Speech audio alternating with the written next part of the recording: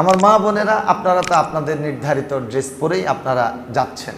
খেয়াল রাখবেন আপনাদের হাতের কবজি পর্যন্ত যাতে ঢাকা থাকে।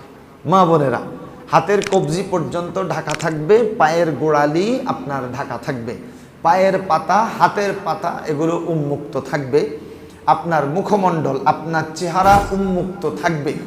হুজুর, আমি আমার চেহারা কখনো খুলি না, অতএব আমি সেখানে চেহারা উন্মুক্ত করব না, আমার শরম লাগে। তাহলে আপনি কি করবেন? আমাদের বাইতুল মুকাররমে তাদেরকে বলবেন যে আমাকে সানক্যাপ দেন, অথবা বলবেন যে আমাকে পর্দা সহ ক্যাপ দেন হজে ব্যবহারের।